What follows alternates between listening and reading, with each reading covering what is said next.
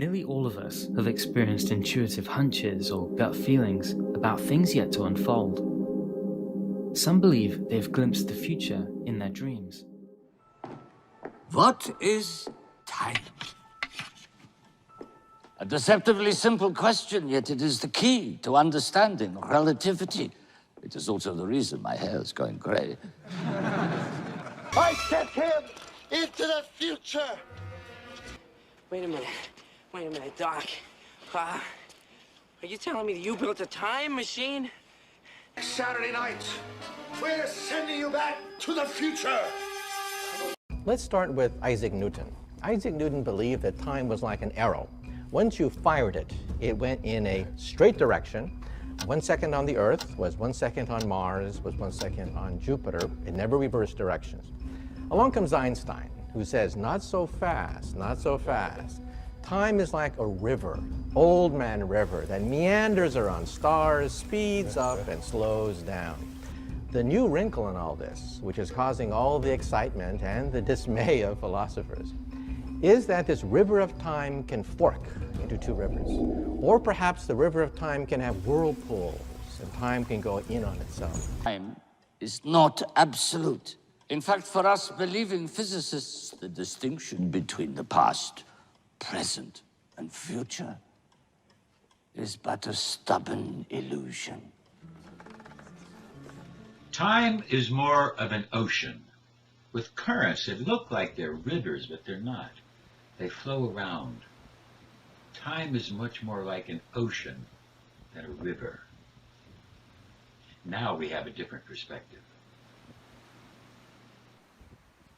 In that case, time travel is something you have to take very seriously, because Einstein's equations do allow for time travel. And they're blueprints, blueprints for different kinds of time travel designs that are compatible with Einstein's theory. Humans have been consistently fascinated by time travel, to be able to go in and out of the future. But what if we all had that ability to see into the future, to be able to have perspective into the past and future, to be able to find out, what if we had that power to be able to see into the future? We call that premonitions. And we all have some of that ability, some stronger than others. Precognitive experiences have been reported throughout history. They remain a part of modern culture. They found their way into our language and our stories. Many of us have learnt to pay close attention to feelings that point to future events. Premonitions, hunches, intuitions, these are being taught by the CIA, FBI, Secret Service, and now Ebby is going to tell us of some of her experiences. There's actually science that the Department of Defense is doing where they're researching your sixth sense, and they found that it actually works in the field, because some of the military out in the field have been able to avoid IEDs, explosive devices, improvised explosive devices. All of the Secret Service agencies around the world have been toying with premonitions, toying with the occult, toying with perspective, impulse, hunches, and how to expand on them, because they all know that they work. And they all know that they can use them in the field if they train their agents properly. And so when they asked them, how did you know not to go this way? I had a feeling. And so even if you can't articulate it, even if you don't understand it, if you feel it, follow it. The presentiment studies offer supportive evidence that our perceptions transcend the familiar boundaries of time. What about a strange pattern of empty seats on doomed trains, discovered by an accident investigator back in the 1950s? And almost invariably, on the day of the crash, the occupancy rate went down, the vacancy rate went up. Were passengers tipped off by a force from the future? All people have a basic instinct, a premonition, that they can sense fear. Now, most of us think of the world as a physical world that has rules, like on the chessboard.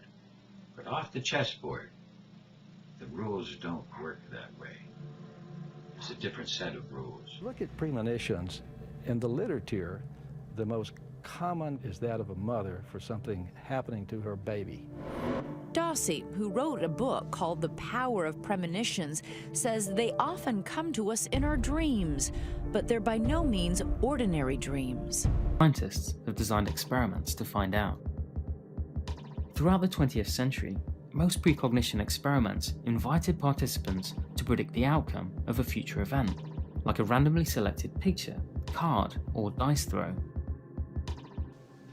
We see here an example from Ghostbusters of the basic original test to see if they could see Tell me what you think it is. into the present or into the future. Is it a star? Applying statistical analysis to the guesses, researchers looked to see if their participants had scored higher than was predicted by chance. An overview of all precognitive experiments reported between 1935 and 1987 concluded that a real effect had been observed. There was without a doubt a small but reliable result. In other words, people did have premonitions, precognition. It was an effect, but science couldn't get it to the reliability that they wanted. So science struggled with this, and most scientists made fun of it, rather than accepting the truth. One woman said, the premonition dreams that turn out to be true are lit up from the inside. So the vividness is one clue. Another clue is whether or not they're recurrent. Many of them that turn out to be true come back night after night as if they're clamoring for attention. As we dream, we open up a different part of the mind into a different reality, a separate reality, an inner individual. He says that along with forebodings about our children, premonitions of disasters are the most common. March 11, 2011, an epic trifecta of disasters hits Japan. An earthquake, a tsunami, and a nuclear meltdown. In recent decades, the focus of precognition research has shifted to the unconscious. One approach looks at unconscious changes in people's nervous system.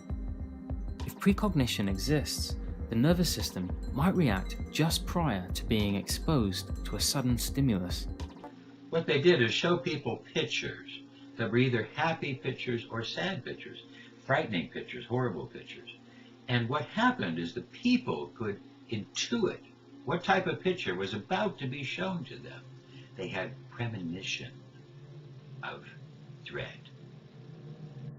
In these experiments, participants are presented with a series of images, some of which are highly emotional, intended to cause a dramatic psychological response.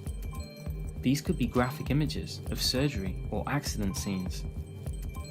Contrasting these are calmer images, featuring mundane scenes like textures on furniture. The results of these experiments, which were first carried out by Dean Radin, show that physiological arousal is indeed slightly higher just before an emotional image appears on the screen. Not from the word area of the brain, but the body electric had a reaction and was able to know when there was going to be a picture of dread coming up.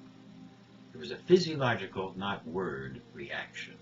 Radin terms this mysterious sensitivity to future events presentiment. In response to these surprising findings, Professor Dick Bierman at the University of Amsterdam conducted a series of experiments using a nearly identical design. Bierman's study was also remarkably successful, producing very similar results. Since then, presentiment research has continued in a number of independent labs, and the effect has been reported in a range of biological processes, including skin conductance, heart rate, brainwaves, and pupil dilation. In a later report, Bierman also found evidence of presentiment in mainstream studies that had been originally designed to test other variables. The study was reproducible, not when they used words or the word area of the brain, but the body electric. This has been reproduced by many other people So there is basically proof of premonition abilities. Church in Beatrice, Nebraska exploded during a scheduled choir practice, but nobody was hurt. Why? Because all 15 people scheduled to be at practice that night didn't show up. Nobody had a clue that anything bad was going to happen, but yet everybody found some reason to not go to church. So what does that tell you? I think that the unconscious works in very strange ways. In the movie Next, starring Nicolas Cage, he plays a man who has the ability to look into the future, his own future, over the next 2 minutes. He has perfect precognition. It's a very nice movie. And he will be used by the government to help foil some bad guys. Only my own, and only within 2 minutes. Here's a story of one man's premonitions about 911. The first time was on the morning of the 1993 World Trade Center bombing. It was a feeling I don't belong here today. I just simply turned around, got on the train, sat down, and went home. When we get to stories like this, we're going to find that everybody's got stories. Go to a party and start talking about premonition. Everybody will have some type of a story about a premonition that they had and how it gave them a warning or helped them to make the proper decision. And sometimes people will tell stories about how they didn't quite listen. Let's hear the second part now. Second time was on 9/11. It's not a physical feeling, I can't even describe it. Dread? It wasn't dread, I got in there, a feeling came across me that it was not a day to be in the city. Not And it that was I can strong enough recall. that you did not ignore it. I mean, it's a big No, I deal didn't to turn ignore it. around at that I turned point. around and got on the train. Here's the thing about the future. Every time you look at it, it changes because you looked at it. And that changes everything else. 9,000. Quantum physics talks about the observer effect, when you observe something. And now we start to understand more about the mind, that observation makes reality, and that our premonitions help to shape that reality as we look into the future. Others describe a profound sense of timelessness during meditation. Do these experiences suggest that the mind extends beyond the present moment? In the movie Next, Nicolas Cage is able to look into the future, and he's able to see many different types of the future over the next 2 minutes. So he has perfect premonition, precognition over the next 2 minutes. This gives him an incredible ability because it's perfect. Most people do not have perfect premonition. They can see into the future, into the past. They can affect the past. But everybody is not perfect. They have some little ability to see, to feel, to have that vision. Not from the words, but to have that vision. And that's what happens as we're going to learn how to increase our premonition, increase our ability to look into the future. And expand our minds. We developed a little tool for you, much like the pendant from Harry Potter that can go through time. We've given you a time crystal battery, a time crystal pendant, to help you be able to see through time. And all kinds of dimensions, energy fields. Now, imagine time is like an ocean. And every day there's little decisions that you need to make. And every decision, every path has some joy, every path has some sorrow. But even non-action, even doing nothing is an action, you see. So you could go left, right, or nothing, or whatever. You have these little choices, this little choice that happens to you. Now imagine that over a couple of minutes you have multiple choices. And if you turn left in the beginning, you have different choices than if you turn right. So imagine that this were happening over the course of a couple of minutes. And over a course of a couple of minutes, you think, oh, wait a minute, I made a bad decision here. I want to send a message back, a premonition back in time. And my person back in time says, oh, wait a minute, I shouldn't have gone left. I think this time I will go right. So, with that in mind, then we have more decisions. Now imagine that it isn't just over the course of a couple of minutes. This might be an hour. Let's say this is an hour. This might be a couple of hours, you see, because you have all these different choices. And this might be a day. You see, you have all these little decisions that lead to different places. But at any time, you might make a bad decision and want to send back a premonition. Of course, it gets more and more complicated to send back a premonition. You don't know where the wrong turn was. Sometimes it's clear, sometimes it's not clear. But this is what we want to do. We want to try to build our ability to experience premonitions. And that's what we're trying to do in this little lecture. And we're trying to get you a little pendant, a time crystal pendant, that we will explain in the part